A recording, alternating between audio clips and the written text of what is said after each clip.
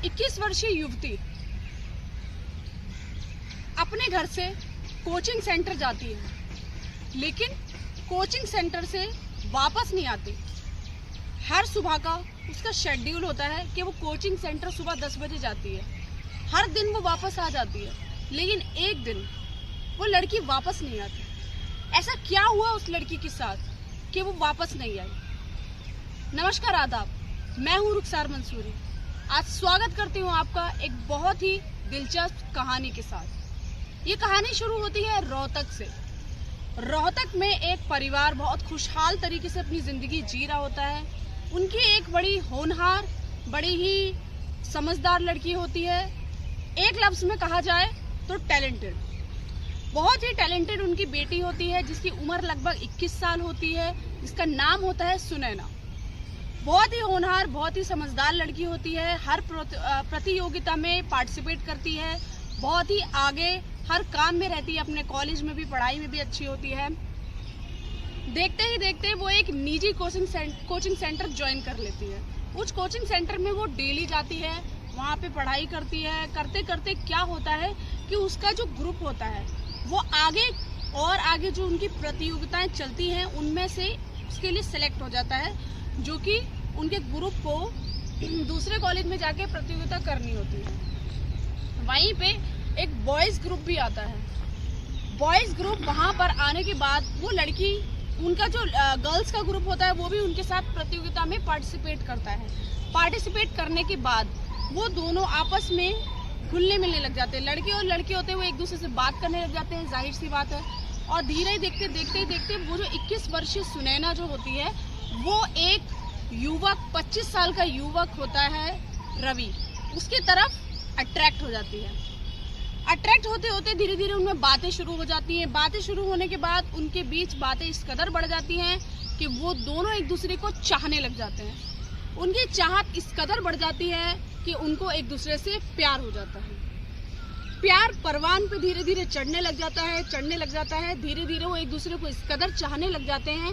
यहीं पे उनके जो माँ बाप होते हैं उनको इस बात की बिल्कुल भी खबर नहीं होती। उसके जो परिजन होते हैं उनको बिल्कुल भी खबर नहीं होती कि उनकी बेटी क्या कर रही है वहाँ पे। फिर एक दिन क्या था कि वो लड़की जैसे डेली कोचिंग सेंटर के लिए निकलती है, प्रतियोगिता है वो तो खत्म हो जाती है, लेकिन वो जो लड़की होती है वो कोचिंग सेंटर के लिए डेली निकलती है। फिर एक रोज, वीरवार के रोज, वो कोचिंग सेंटर जाती तो है सुबह 10 बजे, लेकिन वापस नहीं आती। उसके माँ बाप चिंतित हो जाते हैं, जाहिर सी बात है, और फोन करने लग जाते हैं उसको। फोन इस कदर उसको करते हैं, लेकिन उसका फोन जो होता है वो कंटिन्यू स्विच ऑफ जा रहा होता है। लेकिन स्विच ऑफ होने से पहले एक पिता के पास एक मैसेज भी आया होता है कि पापा मैंने शादी कर लिया। ये मैसेज देखते ही जो पिता जो होते हैं वो एकदम हक्के बक्के हो जाते हैं, मानो कि पैरों तले जमीन ही निकल गई कि उनकी बेटी ने, उनकी एक लौती बेटी ने बिना बताए शादी कर ली। बिल्कुल भी खबर नहीं हुई। वो लोग सोचते हैं कि एक बार बात तो हमसे कर सकती थी, लेकिन कंटिन्यू बेटी का फोन स्विच ऑफ जाने की वजह से पास में सब्जी मंडी के पास ही, वहीं पे ही रोहतक में ही, जिस गांव में वो होते हैं उसी पास में जो सब्जी मंडी होती है पुलिस थाने के पास, वहां पे जाके उसके पिता जो होते हैं, क्योंकि उनकी बेटी को कोई भी रिस्पांस नहीं आता, फोन ऑफ जा रहा होता है, इस वजह से वो बहुत चिंतित होते हैं।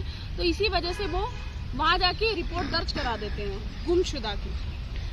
फिर पुलिस जो होती है इस जो मैटर है, इस जो प्रॉब्लम है, इसके ऊपर जांच पड़ताल करती है। जांच पड़ताल करते करते पुलिस को ये पता चलता है कि उनकी बेटी जो है वो 1 साल पहले ही युवक के साथ शादी कर चुकी है। इसका मतलब है कि यदि जो प्रतियोगिता थी वो बहुत पहले से ही उसकी चल रही थी, या शायद कोचिंग सेंटर में ही उसकी लड़के से बात हो गई थी। केस का खुलासा पूरी तरीके से हो ही नहीं पाया है, लेकिन इस बात का अंदेशा जरूर है कि उस लड़की ने अपने युवक, अपने परिजनों को बिना बताए शादी कर ली। तो केस की गुत्थी इसी तरह उलझी हुई है। लेकिन यदि उसके माँ बाप उसके साथ फ्रैंक होते, स्ट्रिक्ट ना होते, अच्छे से दोस्त बना के रखते हुए अपनी लड़की को, तो शायद वो उसे ना छुपाती। या कई परिवारों में ऐसा होता है आजकल के लव मैरिज के अगेंस्ट होते हैं, यदि वो उसका साथ देते और दोस्त की तरह अपनी बेटी के साथ रहते तो वो जरूर ये बात बताती कि पिताजी कि मुझे एक लड़के से प्यार है और मैं उससे शादी करना चाहती हूँ, इस तरह का गलत कदम वो नहीं उठाती, इस बारे में वो ज़रूर सोचती। लेकिन तो बस मैं इस कहानी के माध्यम से आपको बस इतना ही कहूँगी कि आप अपने बच्चों के साथ जब वो 20 वर्षीय, 21 वर्षीय, 18 वर्षीय हो जाते हैं तो आप एक दोस्त की तरह रहें। दोस्ती की तरह यदि आप उनका साथ देंगे, दोस्त बन के रहेंगे, तो वो आपसे कोई भी बात नहीं छुपाएंगे, चाहे वो कोई भी बात हो, कोचिंग सेंटर की हो, स्कूल की हो, कॉलेज की हो या कुछ भी बात।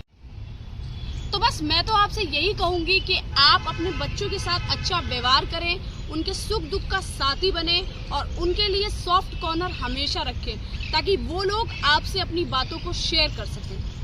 ख्याल रखें, सुरक्षित रहें, सतर्क रहें। जय हिंद, जय भारत।